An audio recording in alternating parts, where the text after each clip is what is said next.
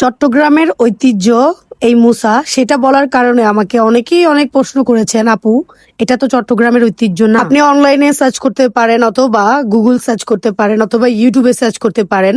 যখন চট্টগ্রামের ঐতিহ্যবাহী মুসা লিখবেন তখন কিন্তু এটা চলে আসবে। তো আজকে আমি আবার দিলাম আমার একটা যাকে আমার এই মুসাটা, আর সে হচ্ছে এখন প্রেগনেন্ট। ভালোবেসে তার জন্য আজকে আমি নিজের হাতে এই মুসাটা করব।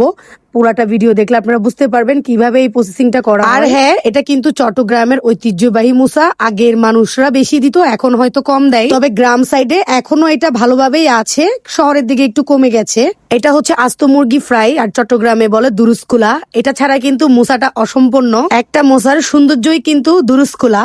সো আমি এখানে দুরুসকুলা করে তারপর ডিমগুলো ফ্রাই করে নিচ্ছি। আজকে অনেকগুলো আইটেম রান্না করতে হবে, হয়তো সবগুলো আমি আইটেম দেখাবো না, কিছু কিছু আইটেম অবশ্যই আমি আপনাদেরকে দেখাবো। আর যদি আমি পুরা ভিডিওটা করতাম তাহলে তো 20-25 মিনিটের ভিডিও হয়ে যেত।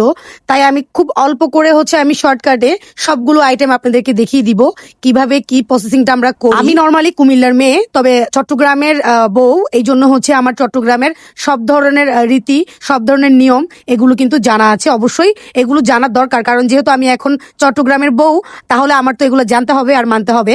তাই আমি আমার শ্বশুরবাড়ির মানুষের কাছে কিন্তু এগুলো নিয়ম কারণ জেনে নিয়েছি, আর ওই প্রসেসিং এ আমি এগুলো করছি। এটা হচ্ছে মরিচ ভর্তা, আর চট্টগ্রামে বলে মরিচ সান্নি। এটাও হচ্ছে আমরা করতেছি, আর নিজের হাত দিয়ে আজকে কচলাই কচলাই ভর্তাটা করলাম। পরে কিন্তু আমার অনেক হাত পড়ছে, আর আমি জানতাম না। আগে হচ্ছে একটা পলি দেওয়া দরকার ছিল হাতে, তারপর মুসার জন্য হচ্ছে এই ভর্তাটা করে। তবে আমি এটা বুঝতে পারিনি, 2 দিন আমার হাতটা একদম জ্বলে পুড়ে শেষ হয়ে গিয়েছিল। এখন হচ্ছে আমি এখানে আলুর ভর্তাটা করব, আর এটারও কিন্তু একটা প্রসেসিং আছে। আমরা নর্মালি কিভাবে আলুর ভর্তা খাই, এভাবে মিক্স করে সরষের তেল দিয়ে কাঁচামরিচ পেঁয়াজ দিয়ে মিক্স করে খেয়ে ফেলি, কিন্তু এখানে হচ্ছে সিস্টেমটা ভিন্ন। এখানে হচ্ছে আমরা এরকম ছোট ছোট বড়া করব, তারপর এটা একটু তেলে ফ্রাই করব, অবশ্যই সরিষার তেলে ফ্রাই করে তারপর হচ্ছে মুসাতে দেয়, যেন একটু সুন্দর লাগে আর কি, কিউট লাগে। এখানে 5-6টা ডিম হচ্ছে সরিষার তেলে আমি ভেজে নিচ্ছি পেঁয়াজ কাঁচামরিচ দিয়ে, আর এটাও কিন্তু অনেক সুন্দর একটা গ্রান আসছে। এভাবে কিন্তু গরম ভাত দিয়ে অনেক মজা লাগে, আর মুসাতেও কিন্তু এই ডিমটা দেয়। আমার তো খুবই মজা লাগে এটা। আমি খুবই অল্পর মধ্যে রান্নাঘরের কাজগুলো ভিডিও করে আপনাদেরকে দেখিয়ে দিলাম।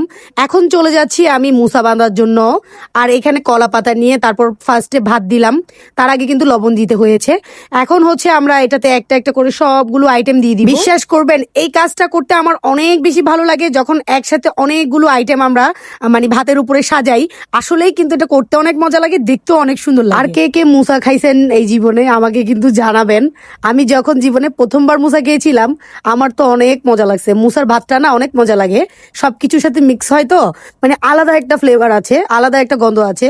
যারা হচ্ছে খায় তারা কিন্তু জানে সেটা। আমার অনেক বেশি মজা লাগে মুসার ভাত। আর আপনাদের কেমন লাগে অবশ্যই কমেন্ট করে জানিয়ে দিবেন।